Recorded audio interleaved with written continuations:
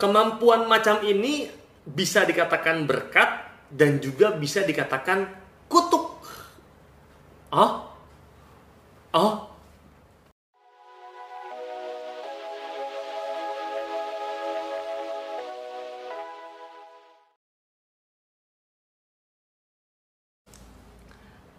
Halo, saya Romo Gandhi. Kita ketemu lagi dalam cerita Mogan. Kali ini kita akan bercerita, menjawab pertanyaan-pertanyaan apa itu paranormal, Romo. Bagaimana gereja menilainya? Apa bedanya dengan praktik perdukunan atau di dalamnya ada kasus indigo? Ini menarik untuk umat sebenarnya. Dan pertanyaannya terus-menerus tentang itu dan harus dijawab. Dan semoga cerita Mogan kali ini bisa memuaskan yang menjadi pertanyaan-pertanyaan selama ini. Nah, maka yang disebut paranormal secara Katolik sebenarnya disebut preternatural. Memang kelihatannya luar biasa. Misal, preternatural itu mengetahui sesuatu yang tersembunyi, bahkan keadaan di masa lalu seseorang. Bisa terangkat 5 cm dari tanah, bisa terbang, melayang, dan lain-lain. Itu preternatural. Jadi kelihatannya luar biasa. Namun secara ajaran Katolik, dari segi ajaran Katolik, kemampuan ini bukan adikodrati. Yang dikatakan adikodrati itu karunia dari atas, dalam artian dicurahkan dari Tuhan. Melainkan termasuk bagian dari kodrat yang diberikan saat penciptaan. Hah? Apa itu? Nah, ini nih menarik nih. Hal itu buktinya jelas dalam kitab Kejadian. Terutama melihat pengalaman bagaimana Adam dan Hawa bisa berkomunikasi dengan Tuhan seperti manusia dengan manusia. Seperti dengan juga berbicara dengan binatang maupun juga alam semesta. Ini pengalaman Adam dan Hawa. Inilah arti sebenarnya dari keselamatan, atau kita kenal dalam bahasa shalom. Itu keselamatan, shalom. Keselamatan atau shalom dalam bahasa kitab suci itu merupakan keselarasan atau harmoni antara manusia dengan alam semesta lainnya, termasuk juga dengan binatang dan ekologi dimensi horizontal. Nah, kalau ada keselarasan vertikal dan horizontal, disitulah adanya yang namanya kebahagiaan di dunia serta kebahagiaan yang kekal. Karena merupakan karunia, maka Adam dan Hawa itu bisa berkomunikasi dengan Allah. Adam dan Hawa bisa berkomunikasi dengan sesama dan alam semesta lain, termasuk jelmaan si jahat, atau kita kenal atau baca dengan julukan ular, jelmaan si jahat. Kemampuan ini ternyata tidak hilang, teman-teman, ketika manusia jatuh ke dalam dosa atau dosa asal. Nah, kalau tertutup semuanya, maka tidak ada kesempatan manusia untuk kembali kepada Tuhan. Tidak ada kesempatan manusia untuk kembali kepada Tuhan. Artinya, yang sekarang kita dapati dalam seluruh proses kehidupan kita, ada sebuah harapan untuk ditebus. Dan rasa dengan Tuhan mungkin bisa terjadi.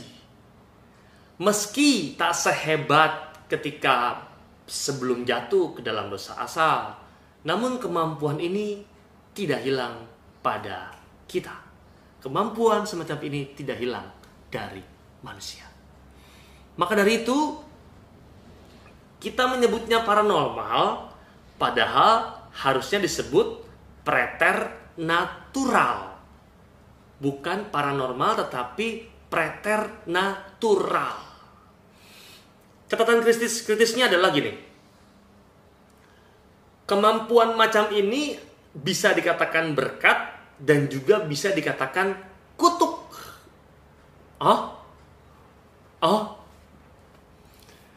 Gini ceritanya. Kalau Adam dan Hawa tidak memiliki kemampuan ini, maka tidak mungkin mereka bisa berkomunikasi dengan Tuhan, termasuk kita keturunannya, termasuk juga dengan sesama dan juga alam semesta. Namun justru karena kemampuan itulah Adam dan Hawa jatuh. Seandainya mereka tidak memiliki kemampuan preternatural, maka ular tidak bisa menggoda mereka. Dan karena mereka punya kemampuan itu, maka ular itu menggoda mereka. Digoda, lalu mereka tergoda. Gitu ya. Namun karena adanya kemampuan itulah, mereka jadi tergoda. Dan yang harus dicatat adalah, ternyata mereka sombong karena memiliki kemampuan itu. Bahkan dalam kitab Kejadian 3 ayat 5 dikatakan, bahkan mereka ingin menjadi seperti Tuhan. Dahsyat ini. Lalu sekarang apa yang bisa kita pelajari dari kasus semacam ini? Yang pertama adalah kita tidak boleh sombong atas karunia tersebut. Ini bukan karunia adikodrati, apalagi tanda kesucian. Kadangkala kita menganggap orang kemampuan macam ini sensitif sebagai orang yang suci. Dan itu salah besar. Kemampuan ini bagian dari penciptaan dan bersifat kodrati. Kadangkala godaan terbesar ialah merasa sombong, merasa diri lebih tinggi hati. Pokoknya aku yang paling dahsyat dari orang lain. Padahal sebenarnya biasa saja. Hanya pada orang tertentu lebih sensitif daripada orang lain. Ini tidak ada hubungan dengan yang namanya kesucian. Dan sedihnya, fenomena zaman sekarang, orang mencari itu. Orang terus menggeluti itu sehingga yang ditemui adalah si ular tua atau setan. Orang terus-menerus mencari. Karena apa? Konsep yang salah tadi. Maka dari itu kesombongan sebenarnya tidak perlu. Karena tidak luar biasa. Itu nggak luar biasa, maka jangan sombong. Bukan karena sesuatu yang lebih, tetapi hanya lebih sensitif saja. Yang kedua, karena kemampuan ini berkat dan sekaligus kutuk, maka sangat diperlukan pembimbing yang baik dan memahami hal ini. Di sini kembali di satu pihak adalah kerendahan hati mereka yang sensitif. Dan di lain pihak, kemampuan dan pengetahuan yang memadai dari yang membimbing. Maka saya katakan ini sebagai tanggung jawab dari hierarki. Maka kembali studi lagi, itu merupakan jawaban yang benar. Tidak mengherankan kalau kita tahu di Roma juga didirikan kursus untuk hal ini.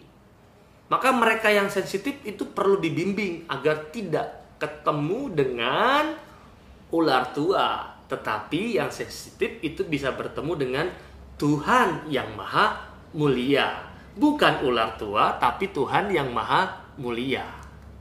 Nah, perdukunan yang dikenal umum oleh kita ialah dimulai dengan mengolah bagian kemampuan preternatural yang sebenarnya sudah ada pada manusia. Dan, nah ini yang menarik, meminta kekuatan lain yang bukan dari Allah.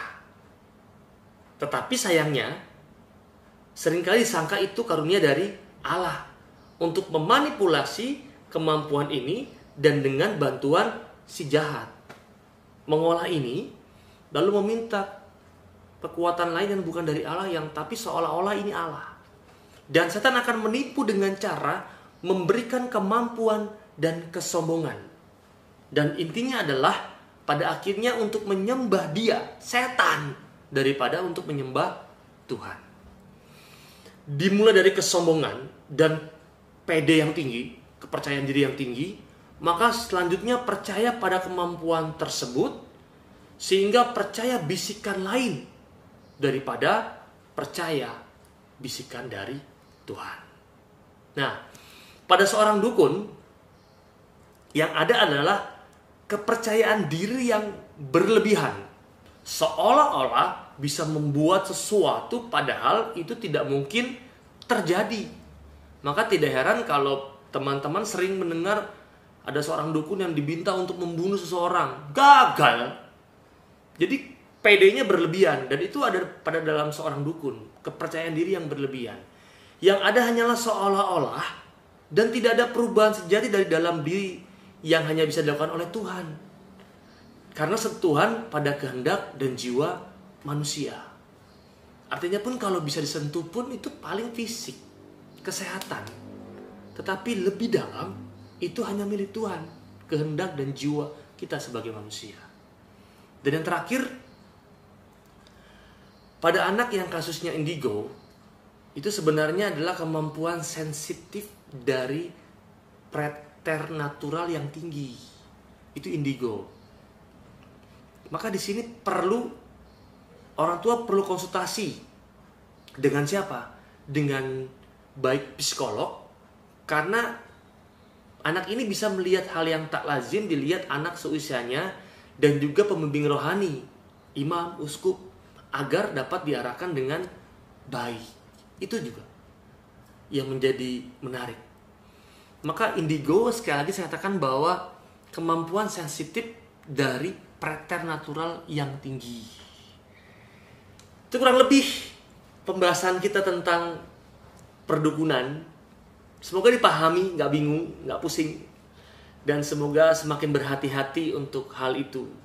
Terlebih sesuatu yang bukan berasal dari ajaran kita, sehingga tidak menyesatkan diri kita.